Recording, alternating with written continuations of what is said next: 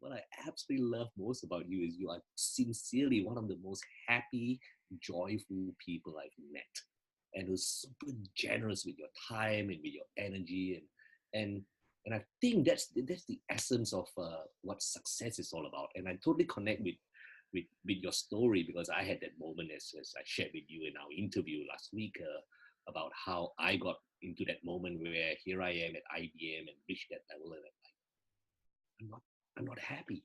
Happy. And so that's amazing. And I just want to share, you and I have such a different upbringing, Andy.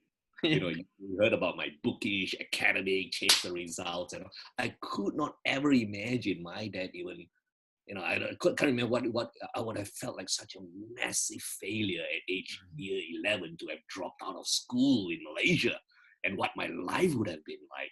So, it's really fascinating. I just like to get back into that moment in the back, perhaps a little bit before we move ahead. And tell us a little bit about your upbringing. How did your parents respond in that situation? Tell us a little bit about your childhood.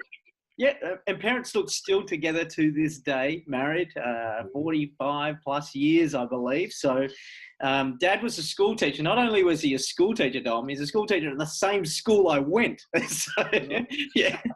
Well, I never had him for maths, luckily.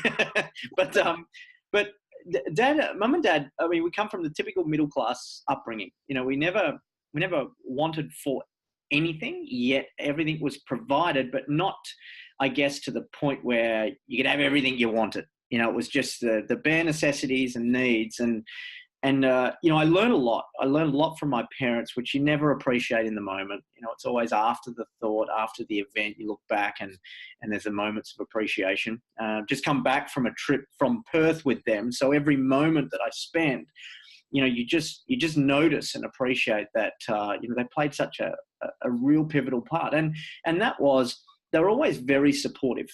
They were very supportive in the decisions that I made. And I feel, if I look back now, I was quite courageous, in saying, it wasn't their decision or their influence at all. I was the one that just said, enough's enough, and I choose not to go on. And this is the path I want to go on, and put everything together. And they were super supportive along the way, probably super frustrated and upset in some ways. His dad, maths professor, and his kid dropping out halfway through year 11, there's probably some challenges just there, but, always super supportive. Now, I guess if I look at my parents, the best way to describe is my dad inspired me to do what I did by teaching me what not to do. And I mean that in the nicest possible way. 1987, Dom, do you remember what happened in 1987? 1987. World financial crisis, setting, right? In Australia specifically, I don't know if you remember much, and you felt what or experienced it. Did you experience any downturn yourself, or?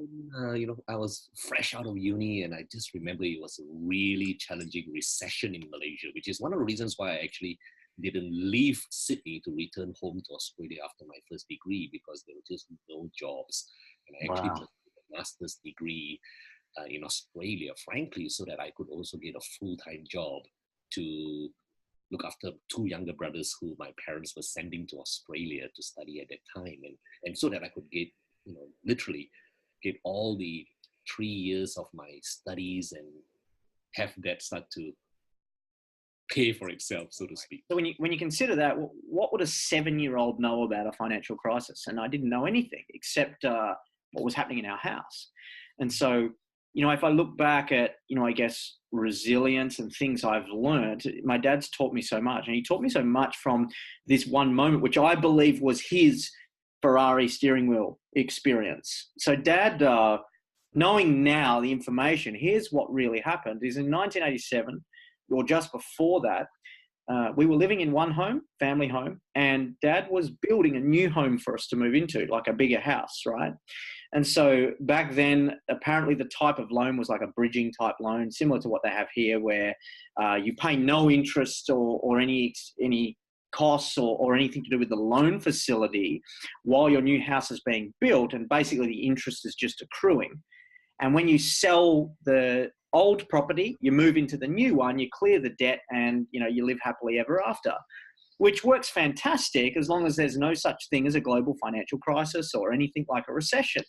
So in 1987, just when Dad's ready to put the house on the market to sell and clear debt, move into the new home, the recession hit. And what it meant was property prices plummeted, obviously, because oversupply and all that in the market. Of course, not knowing this as a 7-year-old, but knowing it now.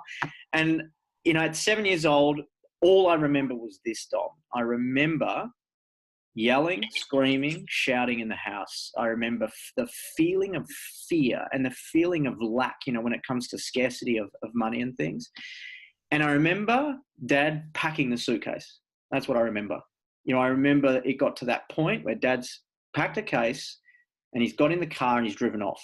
Now, for me, 4 hours later, he came back. Obviously there's this, whatever he had to go through in that moment, but there was so much pain and fear and scarcity around the lack of money in the house and, what's going to happen, that I just remember all of that.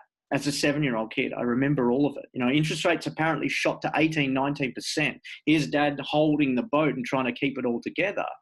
Now, here's where the admirable part comes from and where I learned most of my lessons is that Dad was a full-time school teacher.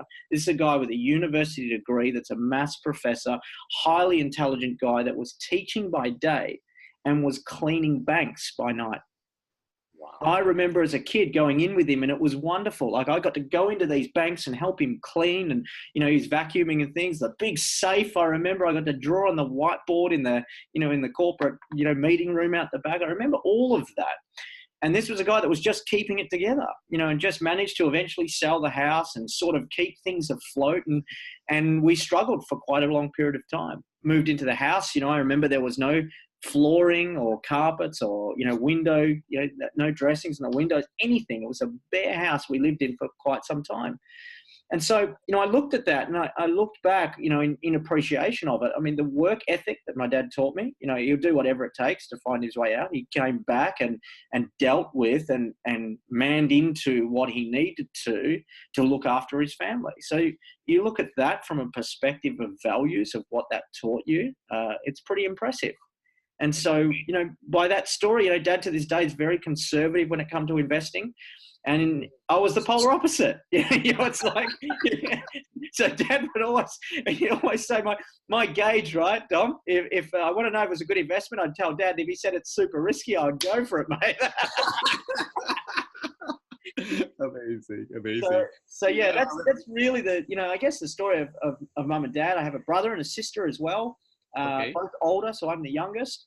And, we all learn a lot of different lessons. My sister, very much like me, we went on a lot of the Tony Robbins journey and that together and things as well. So yeah, as far as the upbringing, that's the appreciation of the stories that I took away that I now really, I guess, have embodied as to who I am today.